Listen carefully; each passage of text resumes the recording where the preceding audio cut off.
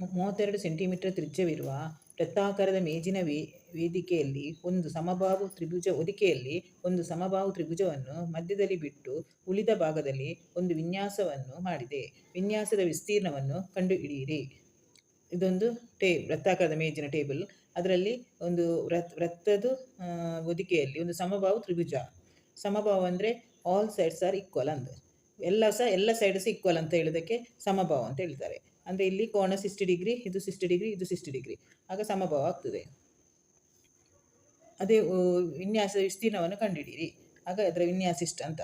ಈಗ radius of the circle ಅಂದರೆ ಈಗ ರೇಡಿಯಸ್ ಕೊಟ್ಟಿದ್ದಾರೆ, ಅಂದರೆ ತ್ರಿಜ್ಯ. ಈ ಸರ್ಕಲ್ ಮಿಡ್ ಪಾಯಿಂಟ್ ಇದು ತ್ರಿಜ್ಯ ಕೊಟ್ಟಿದ್ದಾರೆ. ಎಷ್ಟು ಅಂದರೆ 32 ಸೆಂಟಿಮೀಟರ್. ಇದು ಇಲ್ಲಿಂದ ಇಲ್ಲಿ ಈ ಡಾಟಿನಿಂದ ಇಲ್ಲಿ ತನಕ 32 ಸೆಂಟಿಮೀಟರ್ ಆಗ್ತದೆ. ಅಂದರೆ ತ್ರಿಜ್ಯ ಆದ ಕಾರಣ 32 ಸೆಂಟಿಮೀಟರ್. ಈಗ ಎ ಡಿ ಅಂದರೆ ಇದು ತ್ರಿಭುಜ ಸಪರೇಟ್ ತಗೊಳ್ಳುವಾಗ AD ಅಂತ ನಂಬರ್ ಕೊಡುವ. ಈ ತ್ರಿಭುಜಕ್ಕೆ AD ಇದೊಂದು ಮಧ್ಯರೇಖೆ, ಒಂದು ಈಕ್ವಲ್ ಆಗಿ ಉಂಟು. ಹಾಗಾದರೆ ವೃತ್ತದ ತ್ರಿಜ್ಯ AO, ಇಲ್ಲಿಂದ ಇಲ್ಲಿ ತನಕ ವೃತ್ತದ ತ್ರಿಜ್ಯ ಇರೋದು. ವೃತ್ತದ್ದು AO ಅಂದರೆ 2/3 AD ಅಂತ ಎಣಿಸಬೇಕು. ಈಗ BD ಎಂದರೆ ಇಲ್ಲಿಂದ ಇಲ್ಲಿ ತನಕ AB/2 ಅಂತ, AB ಡಿವೈಡೆಡ್ ಬೈ 2 ಅಂತ ಮಾಡಬೇಕು. ಇಲ್ಲಿಂದ ಇದು 2ರಿಂದ ಡಿವೈಡ್ ಮಾಡಿದರೆ ನಮಗೆ BD ಸಿಗ್ತದೆ, ಅರ್ಧ ಪಾಲು ಅಂತ. ಈಗ BD ಅಂದರೆ ಹೇಗೆ ಬರಿಬೋದು, ಇದು ಸಹ ಬರಿಬೋದು. ಇದು 2/3 into AD equal 32 centimetre. 32 centimetre ಇದನ್ನು ಸಹ ನಾವು ಎಣಿಸ್ಬೋದು. ಆಗ AD ಸಿಗ್ತದೆ. AD ಅಂದರೆ ಎಷ್ಟು, 48. ಅಂದರೆ ಇಲ್ಲಿ ಕ್ರಾಸ್ ಮಲ್ಟಿಪ್ಲಿಕೇಶನ್ 32 ಇಂಟು 3 ಆಗ 96 ಬರ್ತದೆ. 96 ಡಿವೈಡ್ ಬೈ 2 ಅಂದರೆ 48 ಸೆಂಟಿಮೀಟರ್ ಬರ್ತದೆ. BD ಅಂದರೆ 48 ಸೆಂಟಿಮೀಟರ್. ಈಗ ನಮಗೆ ತ್ರಿಭುಜ ADBಯಲ್ಲಿ ADB ಇದು ನಮಗೆ ಯಾವುದು ಬೇಕು ಹೇಳಿದರೆ AD ಎಷ್ಟು ಅಂತ ನೋಡಬೇಕು ನಾವು. ಆಗ ನಾವು AB ಇದು ಎಷ್ಟು ಅಂತ ನೋಡಬೇಕು. ಆಗ AB square equal BD square plus AD square ಅಂತ. ಈಗ AD ಸ್ಕ್ವೇರ್ ಗೊತ್ತುಂಟು, 48 ಪೈಥಾಗರಸ್ ಥಿಯರಮ್ 48 ಅಂತ ಬಂದಿದೆ AD ಅಂದರೆ. ಆಗ 48 ಸ್ಕ್ವೇರ್. ಈಗ BD ಸಹ ನಾವು ಹುಡುಕಿಯಾಗಿದೆ. BD ಅಂದರೆ ಎಷ್ಟು, ಇಲ್ಲಿಂದ ಇಲ್ಲಿಗೆ AB/2 ಅಂತ ಹಾಗೆ ಬರೆದು ಹೋಲ್ ಸ್ಕ್ವೇರ್ ಅಂತ ಹಾಕೋದು. AB ಡಿವೈಡ್ ಬೈ 2 ಅಂತ ಮತ್ತು ಹೋಲ್ ಸ್ಕ್ವೇರ್ ಇದರದ್ದು. ಈಗ AB ಸ್ಕ್ವೇರ್ ಅಂದರೆ 48 ಸ್ಕ್ವೇರ್ ಅಂದರೆ 2307. 48 ಸ್ಕ್ವೇರ್ದು ಸಿಂಪ್ಲಿಫೈ ಮಾಡುವಾಗ ನಮಗೆ 2307 ಬರ್ತದೆ. Plus AB square AB/2 whole square ಅಂತ ಹಾಕಬೇಕು. ಈಗ AB square equal 2304 plus AB square ಭಾಗಿಸು 4 ಅಂತ. ಈಗ ನಾವು ಇದನ್ನು ಕ್ರಾಸ್ ಮಲ್ಟಿಪ್ಲಿಕೇಶನ್ ಮಾಡಬೇಕು. 4 into AB square minus AB square ಅಂದರೆ 3AB ಸ್ಕ್ವೇರ್ ಬರ್ತದೆ.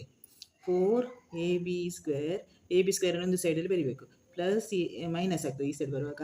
AB ಸ್ಕ್ವೇರ್ ಡಿವೈಡ್ ಬೈ 4 ಅಂದರೆ ಎಷ್ಟು ಬರ್ತದೆ, 4AB ಇಂದ ಇದು 1AB ಅಂತ ಎಣಿಸಬೇಕು. ಆಗ 3AB ಸ್ಕ್ವೇರ್ ಬರ್ತದೆ ಭಾಗಿಸು 4 ಅಂತ ಈಕ್ವಲ್ 2304 ಅಂತ.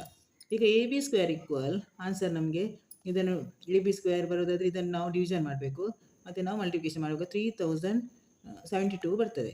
ಆಗ 3072 ಸ್ಕ್ವೇರ್ ರೂಟ್ ತೆಗೆಯುವಾಗ 32 ಇಂಟು √3 ಸೆಂಟಿಮೀಟರ್. ಇದು ABದು ಫಾರ್ಮುಲಾ. ಈಗ ತ್ರಿಭುಜ ABCಯ ವಿಸ್ತೀರ್ಣ ನಮಗೆ ಈಗ ಇನ್ನೂ ಯಾವುದು ಬೇಕು, ತ್ರಿಭುಜ ABCಯ ವಿಸ್ತೀರ್ಣ. ಅಂದರೆ ತ್ರಿಭುಜ ABCಯ ವಿಸ್ತೀರ್ಣದ ಫಾರ್ಮುಲಾ √3/4 AB ಸ್ಕ್ವೇರ್. ಅದು ಯಾಕೆಂದರೆ ಇದು ಸಮಭಾವಾದ ಕಾರಣ ಅದಕ್ಕೆ √3/4 AB square. All sides are equal, so AB square ಅಂತ ತಗೊಳ್ಬೇಕು. √3/4 ಈಗ 32 √3 ಹೋಲ್ ಸ್ಕ್ವೇರ್. AB ಅಂದರೆ ನಮಗೆ ನಾವು ಹುಡುಕಿದ್ದೇವೆ, ಇಲ್ಲಿ ಬಂದಿದೆ ಆನ್ಸರ್ 32 √3 ಹೋಲ್ ಸ್ಕ್ವೇರ್ ಅಂತ. ಈಗ ಆನ್ಸರ್ 762 √3 ಸೆಂಟಿಮೀಟರ್ ಬರ್ತದೆ. ಇನ್ನು ವೃತ್ತದ ವಿಸ್ತೀರ್ಣ ಬೇಕು. ಇಲ್ಲಿದು ವೃತ್ತ ಫಸ್ಟ್. ಈಗ ಇಷ್ಟು ಹೊತ್ತು ತ್ರಿಭುಜದ ಹುಡುಕಿದ್ದು, ಈಗ ವೃತ್ತದ ನೋಡಬೇಕು. ವೃತ್ತಕ್ಕೆ ವಿಸ್ತೀರ್ಣಕ್ಕೆ πr ಸ್ಕ್ವೇರ್. πr ಸ್ಕ್ವೇರ್ ಅಂದರೆ 22/7 6 32 ಮೈನಸ್ ಇಂಟು 32. ಈಗ ನಮಗೆ ಇದು ಬಿಗ್ ಆನ್ಸರ್ ಬರ್ತದೆ 22,528 ಸ್ಕ್ವೇರ್ ಸೆಂಟಿಮೀಟರ್. ಈಗ ನಮಗೆ ವಿನ್ಯಾಸದ ವಿಸ್ತೀರ್ಣ. ವಿನ್ಯಾಸ ಅಂದರೆ ಇಲ್ಲಿ ಡಿಸೈನ್ ಮಾಡಿದ್ದಾರೆ, ಇದರದ್ದು ನಾವು ವಿಸ್ತೀರ್ಣ ನೋಡಬೇಕು. ಇದರದ್ದು ವಿಸ್ತೀರ್ಣ ಬೇಕಾದರೆ ನಾವು ವೃತ್ತದ ವಿಸ್ತೀರ್ಣ ಫಸ್ಟ್ ಹುಡುಕಬೇಕು, ನೆಕ್ಸ್ಟ್ ತ್ರಿಭುಜದ ವಿಸ್ತೀರ್ಣ ಹುಡುಕಬೇಕು, ಆಮೇಲೆ ಎರಡು ವಿಸ್ತೀರ್ಣ ಬಂದ ನಂತರ ವೃತ್ತದ ವಿಸ್ತೀರ್ಣದಿಂದ ತ್ರಿಭುಜದ ವಿಸ್ತೀರ್ಣವನ್ನು ಮೈನಸ್ ಮಾಡಬೇಕು. ಅದೇ ರೀತಿ ಮಾಡಿ ವಿನ್ಯಾಸ ವಿಸ್ತೀರ್ಣ ಸಿಗಬೇಕಾದ್ರೆ ವೃತ್ತದ ವಿಸ್ತೀರ್ಣ πr² ಅಂತ ನೋಡಿದ್ದೇವೆ. ಮತ್ತು ಮೈನಸ್ ತ್ರಿಭುಜದ ವಿಸ್ತೀರ್ಣ ಸಮಬಾಹು ತ್ರಿಭುಜ ಎ ಬಿ ಸಿಯ ವಿಸ್ತೀರ್ಣ. ಆಗ ನಾವು ಸಮಬಾಹು ವಿಸ್ತೀರ್ಣ ಹುಡುಕಿದ್ದು ಯಾವುದಿದು, ಇದು ಸಮಬಾಹು ವಿಸ್ತೀರ್ಣ. ಇದು ವೃತ್ತದ ವಿಸ್ತೀರ್ಣ ಇದಾದರೆ ಸಮಬಾಹು ಇದಾಗ್ತದೆ. ಈಗ ನಮಗೆ 22,528 ಭಾಗಿಸು 7 ಮೈನಸ್ 768√3. ಇದನ್ನು ನಾವು ಸಿಂಪ್ಲಿಫೈ ಮಾಡೋ ಅಗತ್ಯ ಇಲ್ಲ. ಈ ರೀತಿ ಇದು ಬಿಗ್ ನಂಬರ್ ಆದ ಕಾರಣ ಈ ರೀತಿ ಬರೆದ್ರೆ ಸಾಕು.